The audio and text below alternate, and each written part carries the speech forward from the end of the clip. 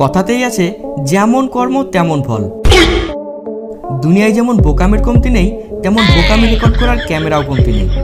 উপকার করে প্রশংসা শুনতে সবার ভালো লাগে, কিন্তু উপকার করতে গিয়ে কেউ যদি পাত্তাই না দেয় তাহলে কেমন লাগে বলুন তো?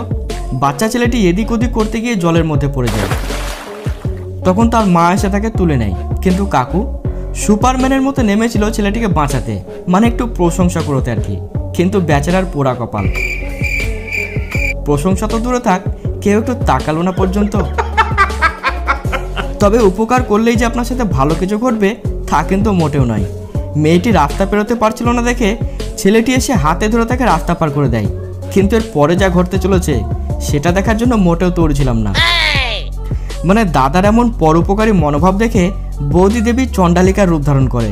তারপর দেখুন কি হয়।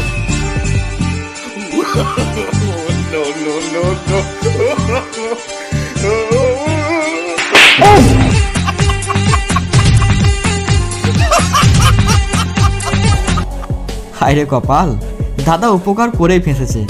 বুদ্ধিমানরা বলেছিলেন যেমন কর্ম তেমন ফল, যার একটা বাস্তব দৃশ্য এখানেই দেখুন। ভর্তি বালতির ওপর হাত রেখে ব্যায়াম করা চলছিল, কিন্তু ব্যাস।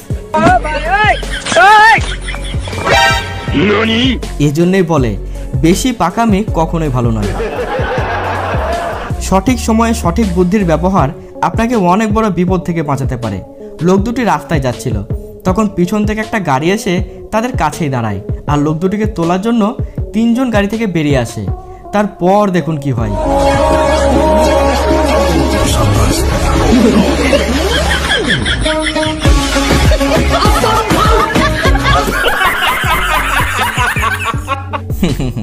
এ যেন চোরের উপর বাটপাড়ি হয়ে গেল।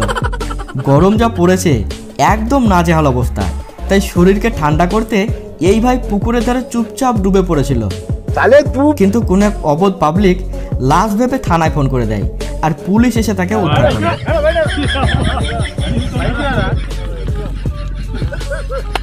বেচারা গরমের দিনে একটু মন ভরে স্নান করবে তারও উপায় নেই, কিছু আবাদ পাবলিকের অত্যাচারে। সিনেমাতে হিরোগিরি তো বহু দেখেছেন, কিন্তু এবার দেখুন এই বাস্তব হিরোকে। সে কন্ট্রাক্টারি করতে করতে ছেলেটিকে মৃত্যুর মুখ থেকে বাঁচালো। সাবাস! একজন বাস কন্ট্রাক্টর হিসেবে যাত্রীদের ওপর যথেষ্ট দায়িত্বশীলতার পরিচয় দিয়েছে সে। গাড়ি চালানোর সময় সবাই নিজের নিজের সাইডে যাতায়াত করে, যাতে কোনো সমস্যায় পড়তে না হয়। বাসটি নিজের সাইড ভুলে রং সাইডে রাস্তা জ্যাম করে দাঁড়িয়েছিল, কিন্তু এই দিদি ড্রাইভারকে উচিত শিক্ষা দিতে স্কুটি নিয়ে তার সামনে গিয়ে দাঁড়িয়ে পড়ে। ভুল করেছে, খেসারত তো দিতেই হবে। তাই দিদিকে সামনে রেখেই ড্রাইভার গাড়ি আস্তে আস্তে কাটিয়ে নিজের সাইডে করে নেয়।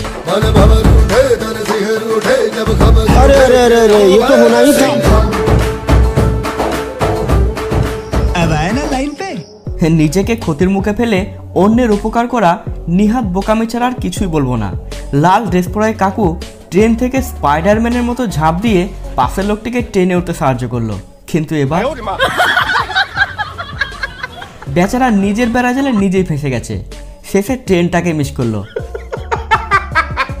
স্টেজে দাঁড়িয়ে লোকটি বক্তৃতা দিচ্ছিল, কিন্তু পিছনের এই ভাই অন্যদিকে দেখতে দেখতে নিজের ব্যালেন্সটাকে হারিয়ে ফেলেছিল। তারপর দেখুন কি হয়।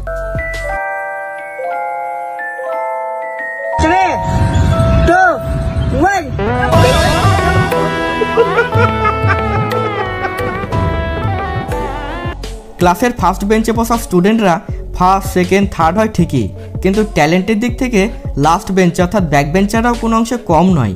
দেখুন একবার।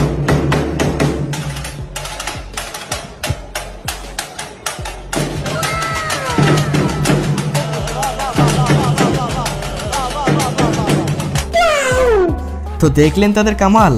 আগামী দিনে তারা ভালো মিউজিশিয়ানস হতে চলেছে। মানুষ সেলুনে আসে চুল দাড়ি কেটে মুখে ফেসিয়াল করে নিজেকে ফিটফাট রাখতে। দাদা এখানে সেলুনে এসেছিল মুখে ফেসিয়াল করাতে, কিন্তু স্টাইলিশ সেলুনওয়ালার মুখ ফেস করার আজব কায়দাটি দেখুন।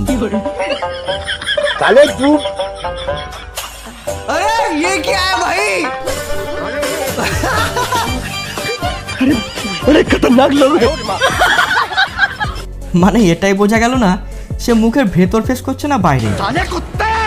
এমন বিদেশি আদব কায়দা দেখে দাদা কিন্তু রেগে বম হয়ে গেছে। সেলুনওয়ালার কপালে দুঃখ আজ ভালোই আছে।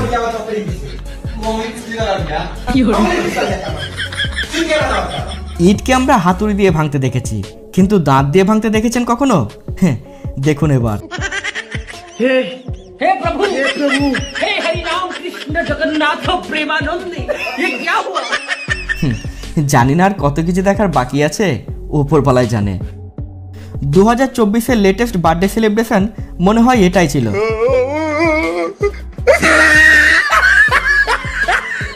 ছোট্ট একটা ভুল গোটা পার্টিটাকে নষ্ট করে দিল। এবারে মজার দৃশ্যটি দেখুন।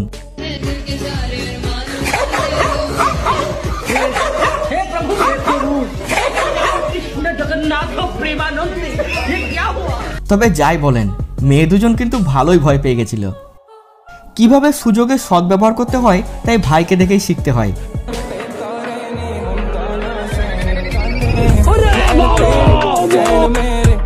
মজবুতি দেখ রে লড়নে কি। তো দেখলেন ভাই সাহেবের কায়দা। এই সুযোগ কিন্তু একটুও মিস করেনি সে। নিজের দোষ কিভাবে অন্যের ঘাড়ে চাপানো যায় তাই ভাই সাহেবকে দেখেই বোঝা যায়।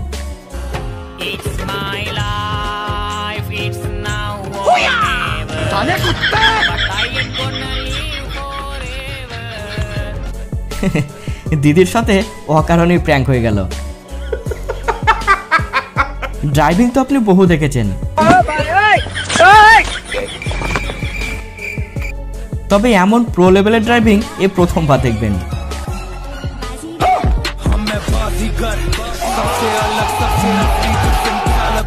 মিটিং চলাকালীন এই ভাই খৈনি বানাচ্ছিল, কিন্তু তার খৈনির পাওয়ারটি দেখুন।